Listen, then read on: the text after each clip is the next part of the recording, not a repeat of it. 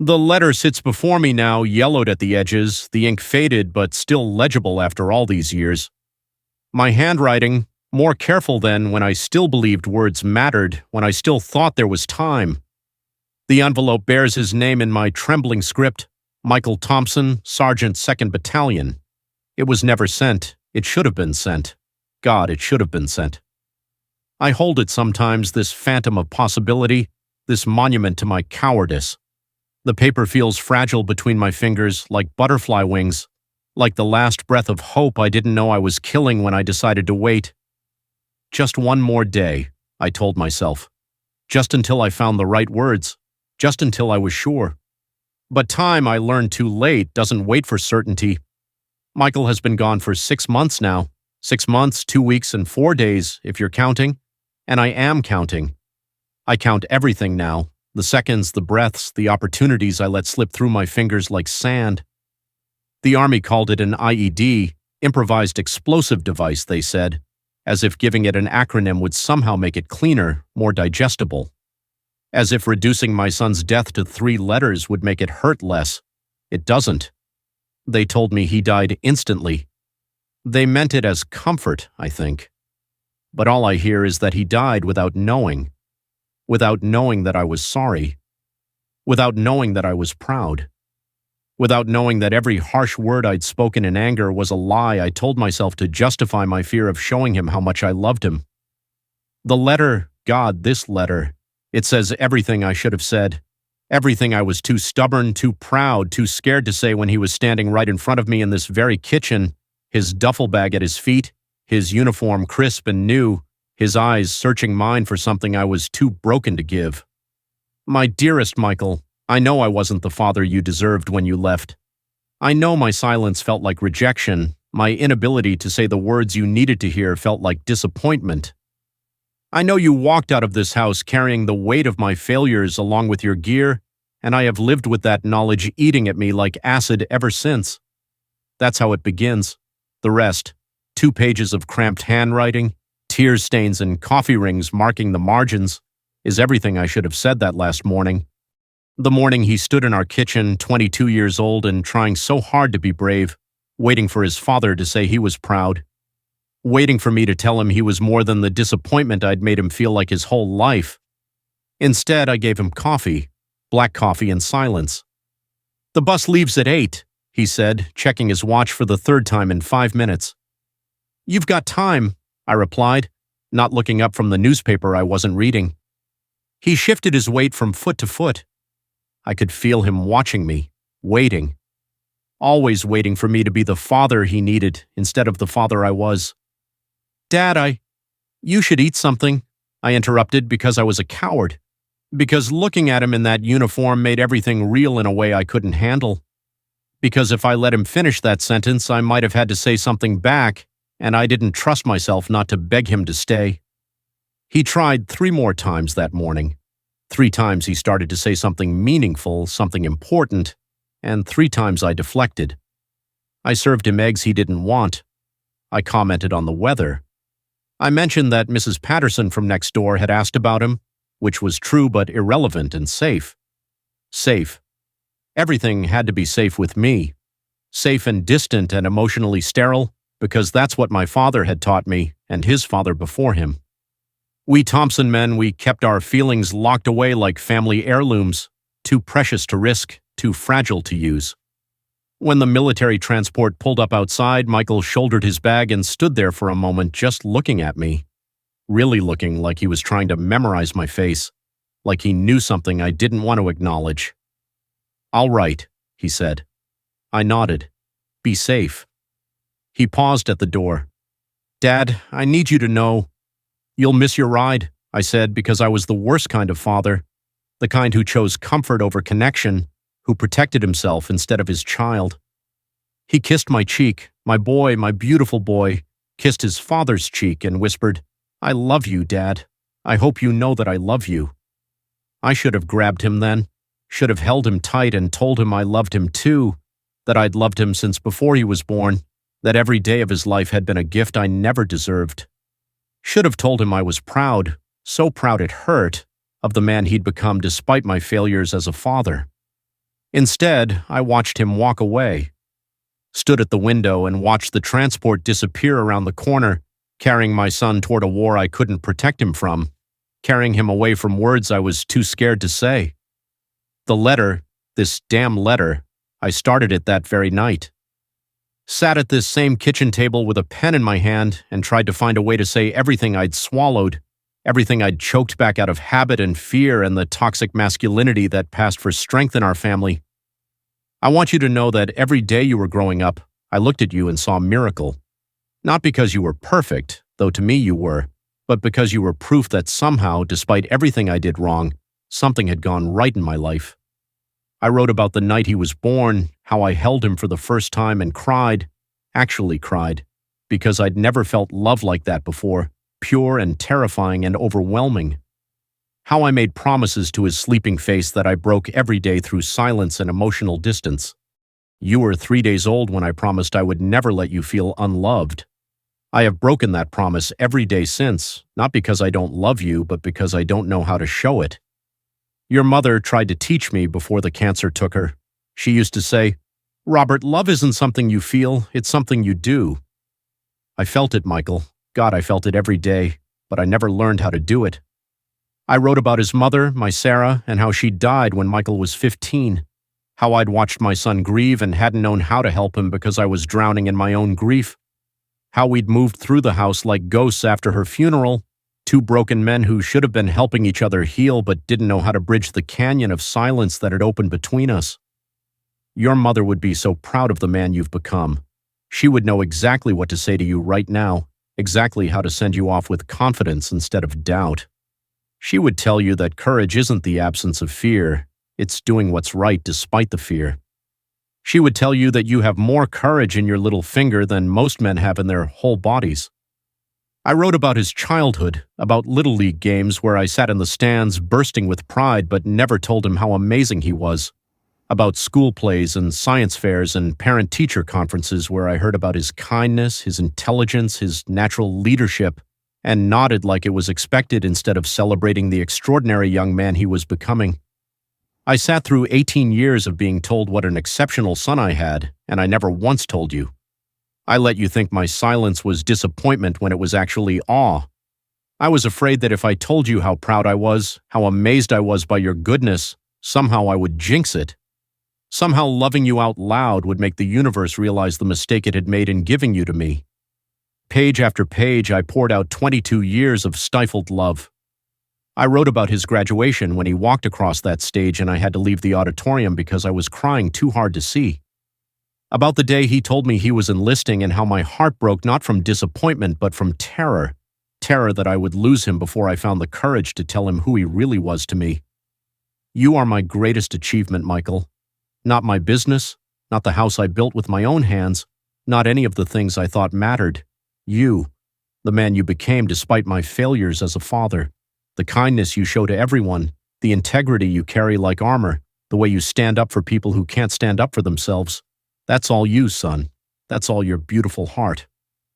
I finished the letter at 3 a.m, my hand cramping from gripping the pen so tightly, my shirt soaked with tears I hadn't shed in decades.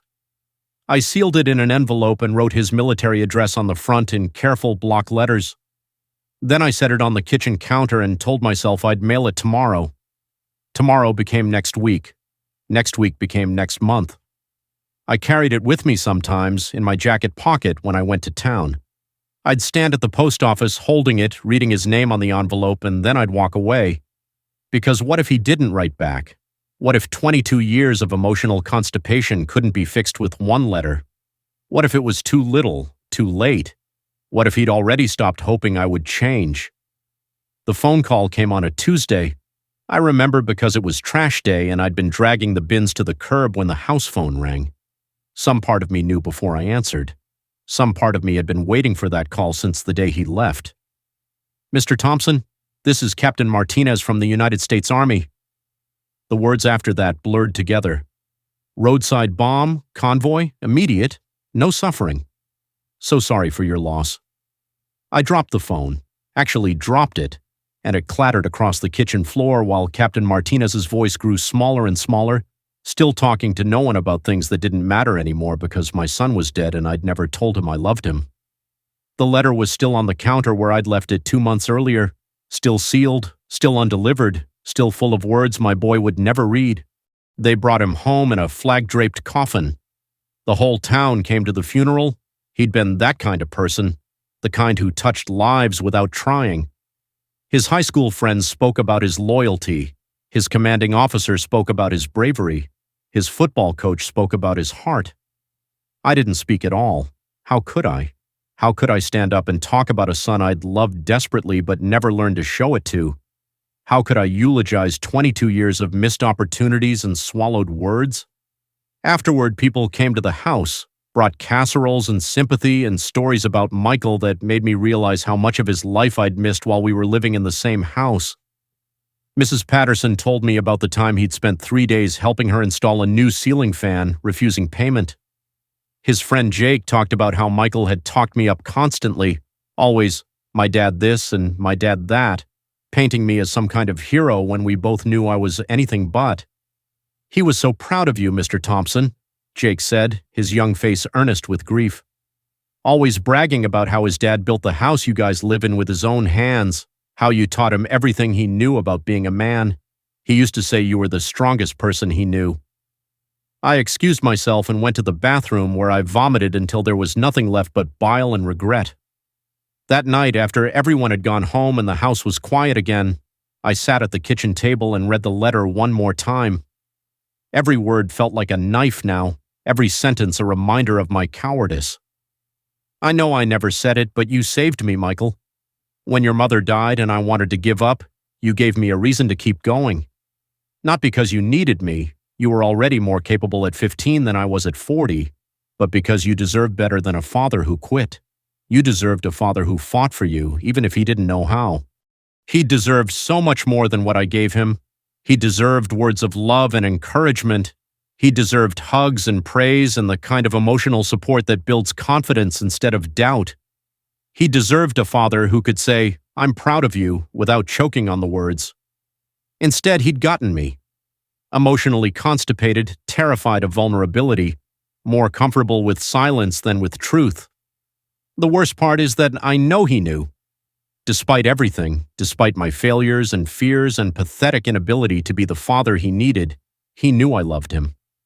That last morning when he kissed my cheek and whispered those words, 'I love you, Dad. I hope you know that I love you,' he was trying to tell me it was okay. He was absolving me of sins I didn't deserve forgiveness for. My beautiful, generous boy, trying to make his broken father feel better even as he walked toward his death. I've read studies about regret, about the psychology of what if and if only. They say the most painful regrets aren't about the things we did, but about the things we didn't do, the chances we didn't take, the words we didn't say, the love we didn't express. They're right. I live now in a world shaped entirely by one unsent letter, one moment of cowardice that echoes through every day, every hour, every breath. I wake up thinking about it. I go to sleep thinking about it. It sits here on my kitchen table like an accusation, like evidence of the father I failed to be. Sometimes I imagine an alternate timeline where I mailed it, where Michael opened it in some tent halfway around the world and read his father's words and knew, really knew how deeply he was loved. Where he went into that final day carrying not doubt but certainty, not questions but answers. Where maybe somehow knowing he was loved would have changed something, made him more careful, made him sit in a different seat in the convoy, made him suggest a different route. I know that's magical thinking. I know one letter couldn't have saved him from a roadside bomb, but I also know it could have saved him from dying with questions in his heart, and that might have been enough. The Army gave me his personal effects in a cardboard box, his wallet, his watch, some photos, and letters, dozens of letters from home. From his friends, from his girlfriend Emma, who'd broken up with him right before deployment, from his grandmother on my ex-wife's side, none from me. I'd spent 2 months carrying an undelivered letter in my pocket while my son was reading mail from everyone except his father. While he was risking his life for his country and wondering why the man who raised him couldn't find the words to tell him he mattered. Emma came by a few weeks after the funeral. She'd been crying, her eyes were red and swollen, and she sat at this same kitchen table and told me about their relationship. "He loved you so much, Mr. Thompson," she said. "It used to frustrate me sometimes how much he wanted your approval. I'd tell him he didn't need it, that he was amazing and brave and kind, and he'd say, 'But I want my dad to think so too.'" She reached into her purse and pulled out a letter, one of Michael's letters to her, written a few weeks before he died. "I think you should read this," she said, sliding it across the table. I didn't want to. Reading my dead son's private thoughts felt like a violation. But Emma insisted, and I've never been good at saying no to emotional young women, especially ones who'd loved my boy. The letter was typical Michael, thoughtful, funny, full of observations about the people around him and the strange, terrifying world he'd found himself in. But near the end, there was a paragraph that stopped my heart. "I keep hoping Dad will write, but I know he won't. It's not his way, and I can't blame him for being who he is. I just wish I could tell him that I understand now why he kept his distance. This place, this war, it makes you realize how much easier it is to love people from far away, how much safer it feels to keep your heart locked up where it can't get broken. I used to think he was disappointed in me, but I think maybe he was just scared. Scared of loving me too much in a world where sons die in wars and fathers have to live with the aftermath. I wish I could tell him it's okay to love me, that I'm strong enough to carry his love along with everything else." Emma was crying again by the time I finished reading. "He never stopped hoping," she whispered. "Even at the end, he never stopped hoping you'd find a way to tell him." I gave her back the letter and locked myself in the bathroom, where I cried until my chest ached and my throat was raw. My son, my brilliant, compassionate son, had figured out in 22 years what I still haven't managed in 58. He'd understood that love requires courage, that it's not enough to feel it if you're too scared to show it. And he'd forgiven me for my cowardice before I'd even asked for forgiveness. That was 8 months ago. 8 months of living with this letter, with these words that could have made a difference if I'd been brave enough to send them. 8 months of waking up every morning and remembering that my son died thinking I was disappointed in him, when the truth was I'd never been prouder of anything in my life. I've started seeing a therapist, Dr. Morrison, a kind woman with gentle eyes who specializes in grief and regret. She says I'm carrying guilt that isn't mine to bear, that Michael's death wasn't my fault and his knowledge of my love wasn't my responsibility. She's wrong about the first part. I am responsible for 22 years of emotional silence, for a lifetime of missed opportunities to show my son how precious he was to me. I am responsible for letting him leave this house without hearing the words every child deserves to hear from their parent. But she might be right about the second part. Michael's letter to Emma suggests he understood more than I gave him credit for. Maybe in his final weeks he'd found peace with our complicated relationship. Maybe he'd learned to interpret my silence as protection rather than rejection. Maybe he'd known despite everything that he was loved. I want to believe that. I need to believe that. Because the alternative, that my boy died uncertain of his father's love, is a weight I can't carry much longer. Dr. Morrison has suggested I write Michael another letter. Not to send, obviously, but as a way of processing my grief. A way of saying everything I still need to say. I've tried. God, I've tried. But every time I put pen to paper, all I can think about is this letter. This perfect, honest, loving letter that sits here like evidence of my failure. How do you write new words when the old ones might have saved a life? Instead, I read it. Every night I sit at this kitchen table and read this letter to my dead son, speaking the words aloud that I was too scared to send when they might have mattered. I tell him I'm proud of him. I tell him I love him. I tell him he was the best thing I ever did with my life. I tell him I'm sorry. The house is quiet now, has been quiet since the day he left. Sometimes I catch myself listening for his footsteps on the stairs, for his laughter from the living room where he used to watch movies too loud. Sometimes I set 2 places at the dinner table out of habit, then stare at the empty chair where my son used to sit and plan his future. A future that ended on a dusty road half a world away, with a bomb and a convoy and a father's undelivered love.